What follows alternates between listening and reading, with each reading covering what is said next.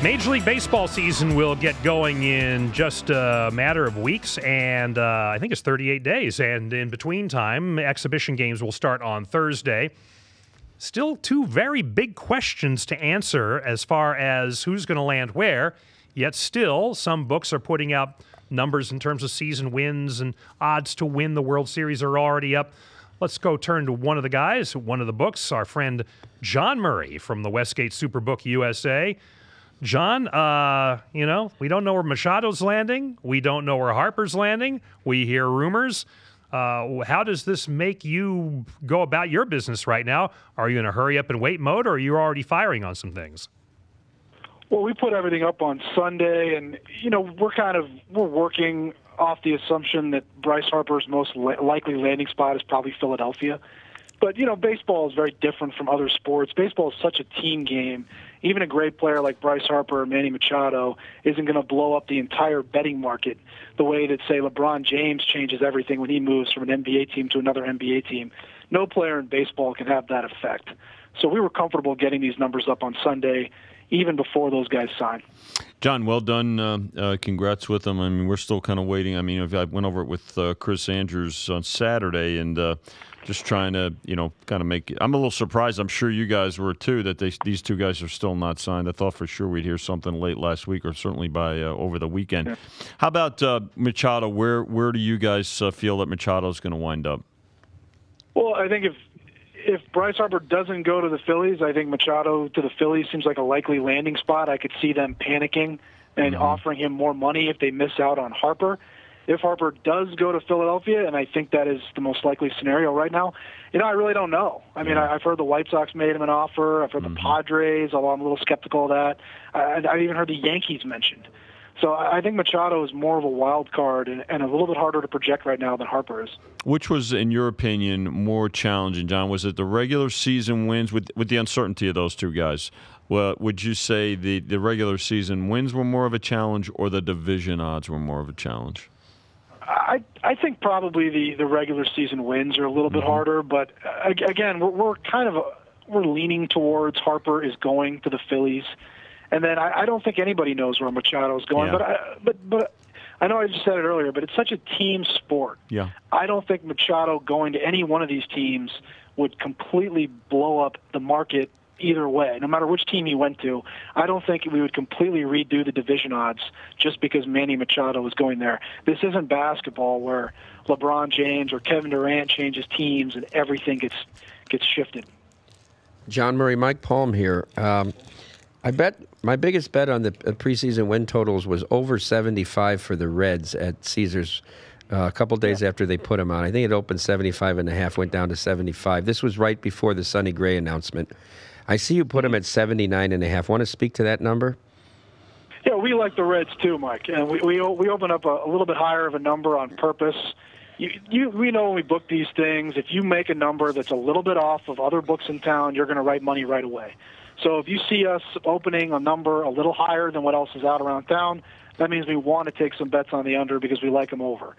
And we did a similar thing with the Boston Red Sox. We opened a little bit lower than some of our competitors, and we've already taken a lot of over money there. So we like Cincinnati here at the Superbook. We think that they're poised for a much better season than they've had the last few years. The Cubs at 89.5 on your numbers. I've seen them higher, I think, at Caesars. I'm certainly fading them in terms of how many wins they're going to get, because just today, the team, Tom Ricketts comes out and says, well, the reason we haven't signed any free agents is because we don't have any money. The poor $3 billion Chicago Cubs don't have any money. So what's your thought? You don't believe him, Ron? You're skeptical of... I believe every word he says, of course. But the point is Cubs, yeah, go ahead. The Cubs have such a deep team, but their problem is really the NL Central is loaded. I mean, Mike and I just talked about how the Reds should be improved. St. Louis is a team that should be much improved. You had a guy like Paul Goldschmidt to that team. The Cardinals look like they're neck and neck with the Cubs. I don't think Pittsburgh is that bad. Pittsburgh not a terrible team by any stretch. They should be right maybe in the mid to high 70s. We've got them at 77.5. And then obviously Milwaukee is a team that was in the NLCS last year, won this division last year, I think. So, Milwaukee certainly should be good again this season. We've got 3 teams in the NL Central we've got winning over 85 games. It's one of the most competitive divisions in baseball. John, you guys do a good job, too, with individual player props. And, of course, we always talk about the home runs and the offense and things. But you put up the individual pitcher win totals. Who do you have at the top there? Give us, the time. I think, Jorge, do we have that graphic for no? Okay. Who are the top 5 in terms of win totals that you have listed over there at the Westgate? It's funny about these, Vinny. No matter how low we make these numbers, we get the sharper groups. All they do is come in and bet everybody under, no matter what. I guess they're thinking that pitchers aren't that durable, which I understand. Yep. I mean, the guy with one guy that always has a high number is Corey Kluber, just because he's so reliable. He's got the highest number here, 16.5. Chris Sale and Max Scherzer both at 15.5. Carlos Carrasco, we opened him 15.5 flat. We took a bet on the under. Went to minus 130 on Carrasco, and Justin Verlander, the same thing. Opened him 15.5 flat, took some money. Now we're at 15.5 under minus 130. I get it. It's not easy to win 16 or 17 games as a baseball starting pitcher. There's so many variables that go into winning games as a starting pitcher. Where have you hung a number as far as home runs, and who are the favorites right now as far as your the most home runs to be hit this year? Well, the favorite is Giancarlo Stanton, and he's at 40.5. And last season we took a lot of money on Stanton over, and he ended up going under, even though last year was one of the few years where Stanton didn't spend a lot of time on the DL. Historically, he's always gotten hurt, but last year he stayed healthy the whole way, still went under his number. We thought 40.5 was fair there with him. Joey Gallo and Chris Davis of the A's both check in at 38.5. And how about this guy, Mike Trout? 37.5. He's pretty good. If he stays healthy too, I mean that certainly was a factor last year. Yeah, absolutely. And Trout, I think a couple years before that he got hurt as well. So Trout he tries to walk a lot. I think if he swung a little bit more freely, I bet his batting average would go down, but he'd probably hit more home runs and more doubles. He might be a more effective player that way. John, I thought I heard Mitch and Paulie talking about you had Kershaw at 13.5. Is that correct? Yeah. Yeah, well, Kershaw, coming off of an injury-plagued season a year ago, it's hard to believe that he'll ever be the player he used to be, Mike. What about a guy like Bumgarner, who may yet be dealt? I mean, for all we know, how does that impact when you put a number on him? When you hear all those rumors about whether he may be moved, even if it's not before the season, he could wind up going somewhere else. Yeah, I mean that's always tricky, especially usually with baseball, especially there's a few guys that are going to get moved during the season, or you're pretty sure are going to get moved during the season. With a guy like Bumgarner, the team that he's on right now is so bad that him getting traded to another team really could almost be nothing but good for him. We opened him at 11.5 minus 130. Took a couple small bets so far, but nothing from any respected players at this time. Talking with John Murray from the Westgate Superbook USA about baseball futures here on VSiN, along with Mike Palm and Vinny Magliulo.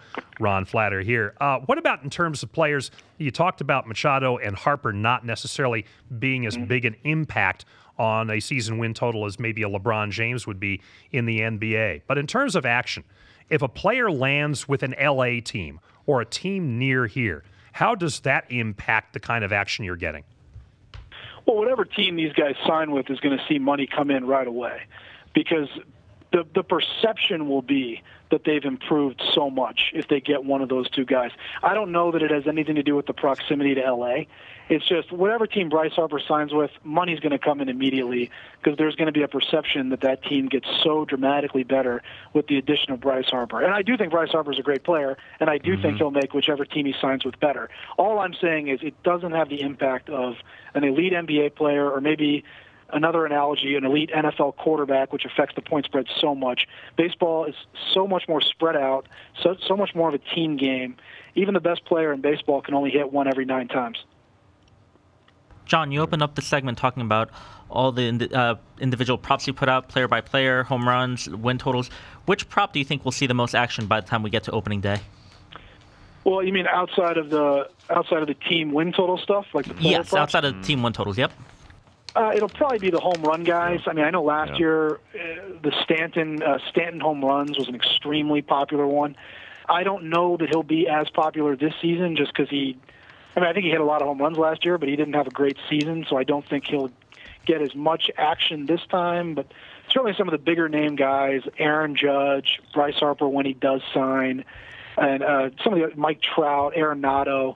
The home run prop is always very popular with the betting public, and we should see a lot of money in that pool. I would agree with John. Home runs are one of the most popular stats in all of sports, not just baseball.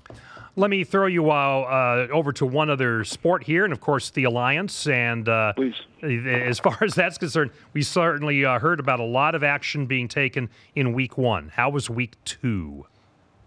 It was good. And first, Ron, I want to thank you for the plug on the preview there of our future odds. That was Ed Salmon's handiwork. It was him. Yeah. Okay. All right. Well, Ed is so good at the NFL. He's now dipping his toes into the Alliance of American Football as well. Has he got XFL futures out yet? Well, no, not well. It's Ed. I mean, anything's possible when it comes to professional football with Ed. I mean, I wouldn't. You need put a it past roster, him. Ron. You need a roster. even we need rosters. Ron, so far most of the money we see is people just playing differences for our book to other books. I mean, Vinny probably sees the same thing at his shop. Mm-hmm. Like we had the game was Birmingham against Salt Lake. We all liked Salt Lake here. The market was 7.5, so we went to 7, and money just showed up right away. Guys laying -7. Even though I got to tell you, 7's not really a key number in the Alliance of American Football when you're forced to go for 2 after a touchdown. But everybody was laying that 7 because the market was at 7.5. And there's other examples. That's just the one that pops into my head. Anytime you get off market in any sport, you're going to write money. And the Alliance of American Football is no different. 2s and 5s, right, John? 2s and 5s are the key numbers here. It can't be 7 because how exactly you're going to get to 7? I mean, you could have a game land 7, but it would just be a coincidence. Vinny. It wouldn't be because of a touchdown. That's right. John, is it harder to try to put a number on the totals right now in this new football league, and how far down are they going to adjust to Week 3? Well, it looks like Orlando is the only team that can move the ball consistently. Mm-hmm. So, yeah, I would say it is hard to really to come up with the total market. And I know that the league has put an emphasis on changing the rules to help the offense, but no matter how many rules changes they implement, they still need skill players that can complete passes. And there's just not a lot of talent at the quarterback and wide receiver positions in this league. And I think that's why you're seeing the scoring kept down so low. Yeah, to John's point, I mean, we adjusted the totals down 6 to 7 points from Week 1 to Week 2. I don't think there'll be that much of a jump or a decline this week. But the fact of the matter is, 8 games so far, 6 of them have played to the under. I've got. Yeah. And, go ahead. Go ahead. No. Go ahead. No, and we saw some sharper guys betting under in a few of the games over the weekend and in a few of the games over the first weekend. Yeah. And so far, I can understand where that money's coming from because, like I said, the offense. Now, you go into any football season expecting the defense to be ahead of the offense, especially these teams that haven't really played much together. Mm-hmm. So it stands to reason that the offenses will get better as the season goes on. But at this point, I understand why the sharp guys are playing mostly unders. All right, I'll leave you with this, John. Do you know what happened 1 year ago tomorrow? 1 year ago tomorrow? I don't think I do, no. J.D. Martinez signed with the Red Sox. So while we're waiting around for Machado and Harper, just a little precedent, it did take a little while last year, give or take a day. So I don't think anybody, even the most optimistic Red Sox fan, could have seen that season coming from J.D. Martinez. He had a tremendous year. Great year. Whoever signs Bryce or Manny Machado, I'm sure will be hoping for similar results. Yeah, exactly. Yeah, and to fill a void like they had when they lost Ortiz, Martinez a year later, coming in the way he did. All right, John, anything you want to plug? No, I want to ask Mike Palm how he managed to get a fan base on Twitter or fan club on Twitter so quickly. Very impressed with Mike. With John, with a board of directors, by the way, as I'm sure you very impressive, right? Man. The Mike Palm readers followed me the other day. I said, "How did Mike Palm already get a fan club? That guy is very impressive." John, it started late Wednesday night, and they're at like 1,132. I say members. The followers is the term, I guess. But did you see their tweet? Did you see the tweet today? They've got a crack research department, and they came up with the fact there's actually an Amal Shaw underground fan club called the Sleepers. There is? I didn't even know that. I got to follow the Amal one, too. Yeah, Mike, like I'm catering to terrorists here. I'm very impressed at how quickly they got organized. They already have a board of directors and a research team. They have a research team. They have a legal division. They found out. I said, "What can you tell me about the sleepers?" They said, "Well, we found out it's a nonprofit, and it wasn't by choice. I'm all busted them all." Wow. It's an avalanche. Whoa, hey. John, it's an avalanche, my friend. It's an avalanche. Trust me. The mall gets equal time Wednesday through Friday. The Mike Palmer Mall Shaw rivalry is a favorite of many of us. It is. On November 13th, they were last to leave their place of residence. Anyway. All right, John, we'll let you go. Thank you so much for the insight, and thanks for being straight man to Palm. That works out well. And your time here on VSiN.